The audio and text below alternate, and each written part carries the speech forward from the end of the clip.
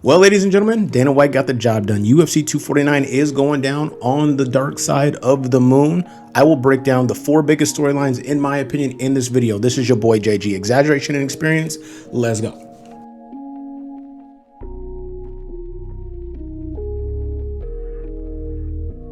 Welcome back, y'all. It's been some time. I understand that. I don't want to let the people down, but we back. This is your boy JG. Exaggeration and experience. I'm going to get right into it. UFC 249 got postponed once. Private island thing didn't work out. Now we doing it on Jupiter or Mars or wherever the hell it's going down at, and it's an exciting card. The first thing I want to say about it is they did a good job spreading out the talent, the recognizable or notable names from the free stuff to the pay-per-view stuff. So if you're not trying to spend $84.99, you can still have an opportunity to see fighters like Michelle Waterson, Uriah Hall, Jacare, Carla Esperanza, Anthony Pettis, Donald Cerrone. You have opportunity to watch fighters that you know, and be excited about a live sporting event, something we haven't had in quite some time, unless you're watching Korean baseball. And I'm not checking for Korean baseball, but holla at your boy if you are. I mean, if you are, then you're doing your thing. But like I said before in the intro, I'm going to break down the 4 biggest storylines, in my opinion, for this card coming up. The whole card's though, this video will be an hour long if I try to cover the whole thing. So I'm going to get into it right now. Anthony Pettis versus Donald Cerrone. That is your main event for the free card. ESPN Plus, I believe. They'll be airing that. That's a rematch bout. That's an exciting bout. Both fighters are definitely at a crossroads, but cashing big checks, so you can't be mad at that. Donald Cerrone's coming off some bad losses, like getting his ass kicked type losses. You got the fight where he fought Conor McGregor. He got beat up by a shoulder. Justin Gaethje had to bug your ref so he can stop hitting him in the face. And then you had the Tony Ferguson bout where his whole eyeball was, he was looking like a mute down there. It was bad. It was bad news. So if I go into the breakdown of the fight, well, actually, if you think about where Anthony Pettis is coming from, where he's kind of been up and down too. He had a loss to Tony Ferguson. He goes to welterweight 170, fights Stephen Wonderboy Thompson, gets a crazy highlight reel knockout, Superman punch off the cage, then gets rolled up by Nate Diaz. So you don't know where he's coming from or where his mind is at, so to speak. But these guys are still some of the best in the business. They're notable names, and they're willing to get in there and mix it up. So as far as my prediction for the bout or how I feel like it'll break down, I think right now at the stage of their career, I think Anthony Pettis is just too versatile.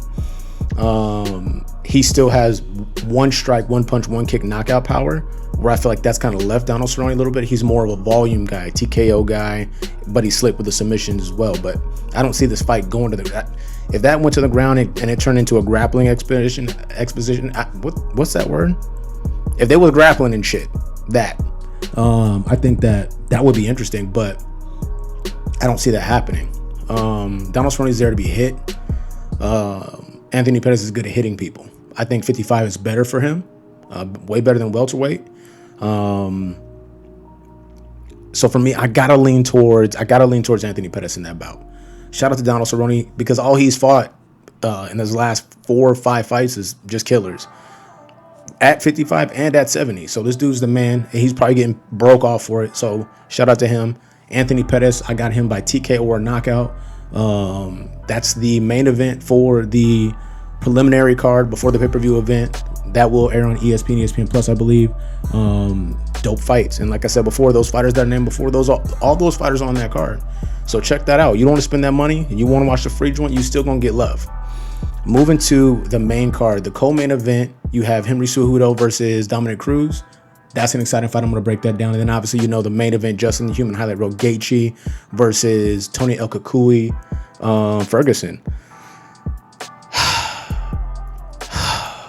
Don't know why I breathe like that, but I did. I just said a lot of words. Anyway, I digress. Boop. Dominic Cruz, one of my favorite fighters. I enjoy watching him. I enjoy his interviews. I enjoy his work on the sideline with the UFC and ESPN. Back in the cage after another long layoff. This is a fighter that's 22-2. Some people don't realize that one of those losses came way back in the day, WEC 26 against Uriah Faber, and then another loss more recently against Cody Garbrandt, where he lost his strap. But outside of that, the only thing that's been beating him is injuries and his inability to stay healthy and stay active. but it's a fighter that I believe in, coming up against a guy right now who has a little bit of momentum. And I say a little bit because he hasn't been the most active champion. He defended his belt after he got the belt from Demetrius Johnson, because the UFC, they all agreed that that's what would happen. He did not beat him the second time and got stopped viciously the first time. So do with that what you will. Then he gets the strap. He defends the strap against TJ Dillashaw, who was doing dirt and cheating, still got beat up, his aggressive ass nipples. Then he goes up to 135 and he takes out to the appropriate terminology, Marlon Moraes, which surprised me. I thought he would, bring it, but Cejudo was too much for him, too big, hit too hard, and was a little more accurate than Moraes was. I don't think Moraes anticipated him being as strong as he was, and he did a really wonderful job of taking, advantage of his wrestling. But since then, it's just been a lot of Twitter, a lot of internet stuff, and a lot of nonsense. Now bringing Dominic Cruz, like I said, long layoff. Let's break down the fight.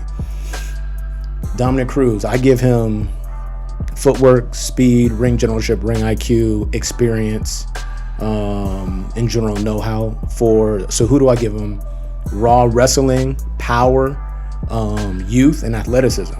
So which way does that ball bounce? I can see this fight going one of two ways, but I will give my prediction.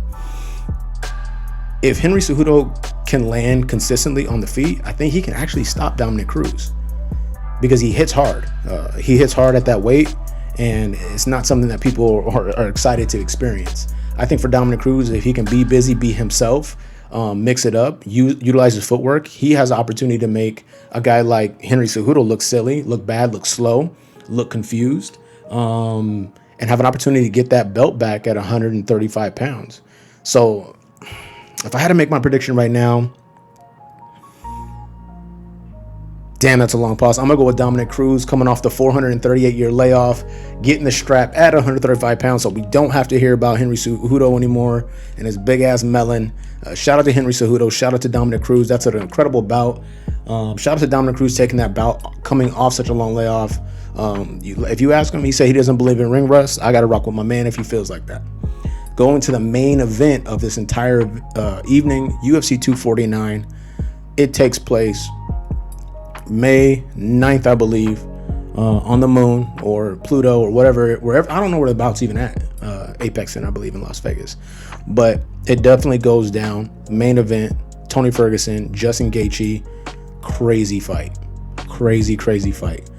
These guys have some similarities, so I don't have to cover the bases, but they both enjoy punishment and getting hit, so that's weird. They both will get dropped and fucked up and come back and put damage on you and stop you, whether that's a sub or a vicious knee to the face if you're Gaethje, or a left hook. These guys can get the job done. So what separates the two fighters? I'm gonna make this very simple. Tony Ferguson, I don't know the last time he had a one-punch knockout or any one-strike knockout. I don't remember that. He's a volume guy. He has angles. He's versatile. He throws all the punches, nasty elbows, kicks, knees, all that fun stuff. But he's a cumulative damage guy. Justin Gaethje, on the other hand, he is stopping people with one punch. James Vick, Edson Barbosa, he folded him going away. Clipped him right on the chin with a nasty left hook. Or maybe right hand. I think it was left hook. Anyway, I digress. His feet was like this, and gang signs. It was bad news bears for my man Edson Barbosa. Shout out to him. So for me, when I look at some of the differences in the fight, Justin Gaethje, he has that ability to just stop the fight in one shot. I don't see that in Tony Ferguson, at least not right now. If he shows it tomorrow, then he's the man, and and I was wrong, and I'm good with that. But that's what separated, because everything else is too similar. Their ability to push through pain and punishment, their ability to bounce back after they've been hurt, their ability to throw with volume, their ability to get poured on late. Those things are all the same. I mean, they're virtually the same. I think that because we haven't seen it from Gaethje, Tony Ferguson a little more well-rounded on the ground, because he will Darce choke your ass to death. He will give you one of those, and a rear naked. He has a nasty one of those as well. But I don't see the fight going to that point. I think I can see Justin Gaethje being good enough to avoid that situation and making it a violent stand-up exchange, which I don't think Tony Ferguson will be mad about. I think another separating factor is the leg kicks. Justin Gaethje's leg kicks are not real. They're just not real. This dude was going kick for kick with Edson Barbosa. He actually did a good job against Eddie Alvarez. I think Eddie Alvarez was just too big for him and was able to stop him. And then Dustin Poirier, who also beat Justin Gaethje, was too accurate and too big of a striker, and was able to stop Justin Gaethje as well. But outside of that, he puts a lot of damage on his opponents, especially with his ability to throw hard and land accurately and get people out of there. You check out Tony Ferguson's last few fights, he's there to be hit. He's been hit, he's been hurt, he's been dropped. Now he comes back and he does his thing, but he's there to be hit. I'm not sure Justin Gaethje is the guy you want just putting damage on you. So my final prediction for that bout, I'm going with Justin Gaethje, TKO or knockout in the 3rd round. That's what I'm going. I'm gonna stick with that. So like I said, I'm gonna give you the 4 main storylines. That was 3. This is my 4th one. This one's kind of funny. Shout out to Greg Hardy. How you do it, man? How you do it? How you do it? You fighting DeCastro. You're the first fight, I believe, on the main card. On the main card? How are you getting these checks?